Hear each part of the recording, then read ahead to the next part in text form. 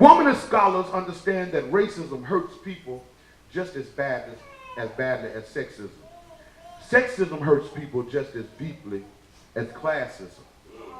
They understand that we kill people by exalting ourselves over them, causing the weight of our isms to crush them into nothing, diminishing their sense of self, and thus destroying their bodies and their souls.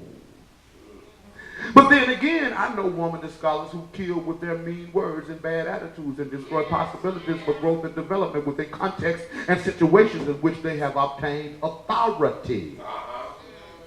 I'm just saying that everybody has the potential to be destructive in the handling of the bodies and souls of others whom they deem to be less, other, below, or beneath them. I'm just saying. All of us are in danger. All of us are in jeopardy of harming others because of who it is that we think we are. The biggest trick and the biggest lie that they pulled on us thus far since the 1960s was to trick you into thinking that you are middle class. That was the game. The game was to get you to shift your perspective from understanding that you are poor, because the system is in place to keep you poor, and the system is working. How many of y'all had thought that y'all had got ahead until you went to your tax man and did your taxes this year? Then you found out that that little $2,000 that he dropped on you back a couple of years ago, they took that and 3 times more. It was the setup to get you to believe that you was exalted, that you elevated over people who are poor, people who refuse to enter the mainstream, don't want no job because you ain't taking nothing from me that you didn't earn. So I hustle, I live up under the radar. It ain't because they don't know how to go to work and hold down a job. It ain't got nothing to do with it. It's because people make the decision that I ain't fit to participate in this. And I don't need everything that you think you need for me to feel good. I don't mind sleeping under the bridge. It's better than having a house note that I'm scared I'm going to lose every month. You ain't got to feel me. It's okay. I know I'm on to something here. See.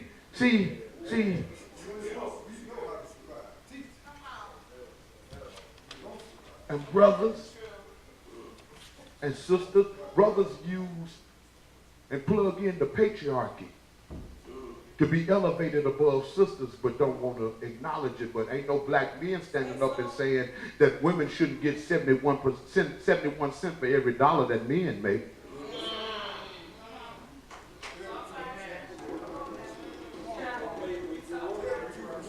And all of you so-called heterosexuals who really like girls and boys yourself anyway.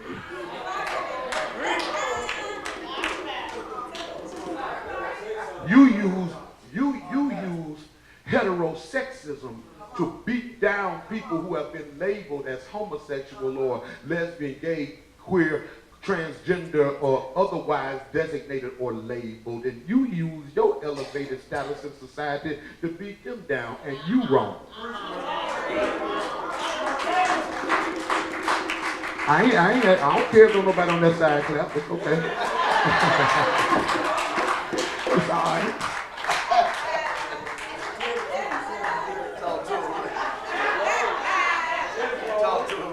The reason people be crying out because you destroying their bodies. You destroying their souls with your silence. Even GWFs, even good white folks. Come on, somebody. Who might want to be right and do right. Their silence is killing us because they don't speak up against the tyrant who has a grip on all of us, who's squeezing all of us into submission. But because they enjoy the benefits of white supremacy and the elevated status over you, so they can say, at least I ain't no nigga.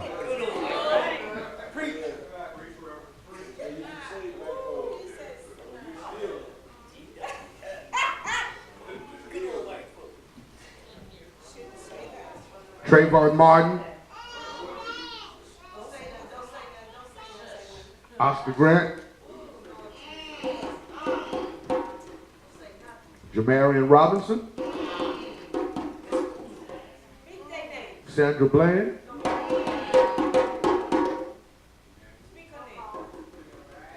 Nine dead at Mother Emanuel,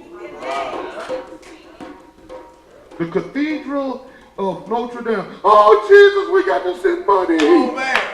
Oh, Lord, we got to send money to take care of the cathedral. That's right.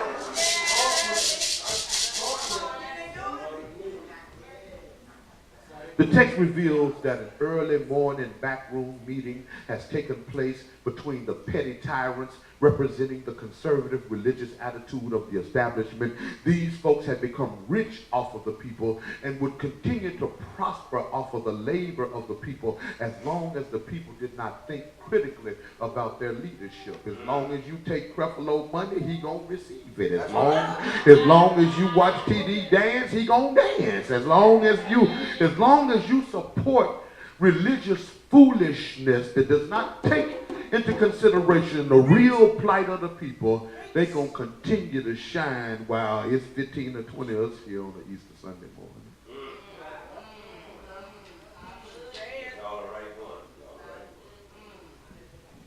I ain't got no suit on. That's right. Great. Y'all don't pay me enough.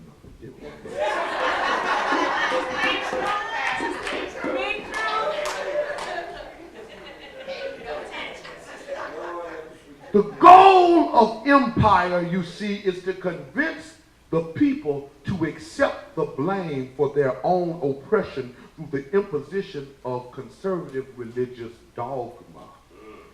That's why those churches are necessary. You got to feel my thing. You are not to think about how American political leadership has caused gas and grocery prices to blast through the roof of your budgetary house. You are rather encouraged to feel bad about yourself because you don't have enough education to get a better, more secure job. Inflated gas and grocery prices are your fault. Do you see that? Do you say that? It's because you didn't work hard enough. You weren't disciplined enough. The way they fix it in the church is because you ain't praying hard enough.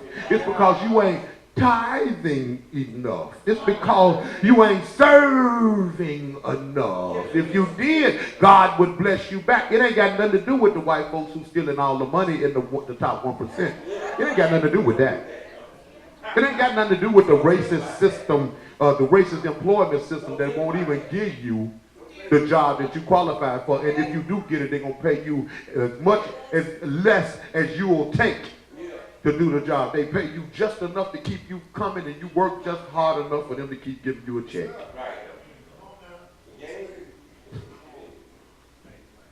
So the text says that they had a meeting. They reached a decision. And they handed him over to people who had become experts in the destruction of black bodies and souls. Police and prosecutors. Police and prosecutors. They walked him from Judgment Hall to Judgment Hall. They whooped him all night long. The police.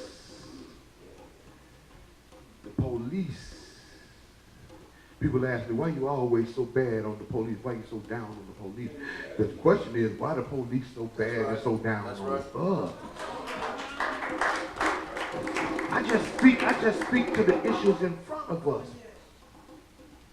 It doesn't make sense for us on Easter Sunday morning, on the Sunday when we commemorate the resurrection of a black man who was executed for sedition. He was identified as a black identity extremist. And they executed him, and the people okayed it. Just like they did Dr. Martin Luther King Jr. Negroes wasn't with Martin Luther King Jr. when they got killed. He was at his lowest ebb of popularity in the United States of America. That's when they knew they had the green light to do it. That's right.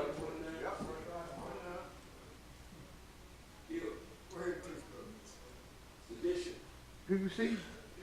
They knew they could do Malcolm X because he had been in a fractious relationship with the Nation of Islam. They knew that he wasn't covered no more, and so it was time to do it. See, what they do, and that's what I'm scared this ADOS thing is about.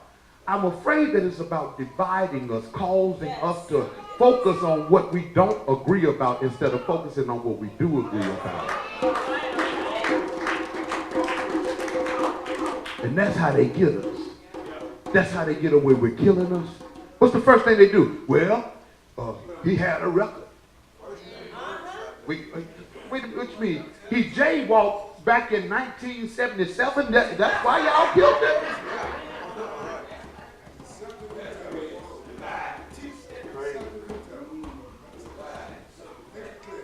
Really?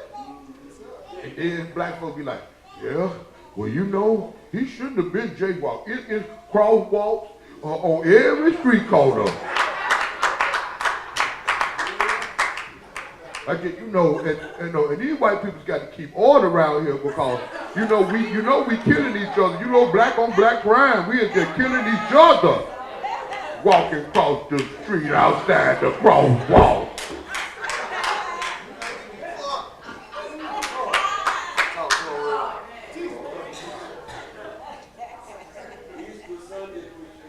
So they had this meeting, and they reached a decision they were going to hand them over to the police and the prosecutors.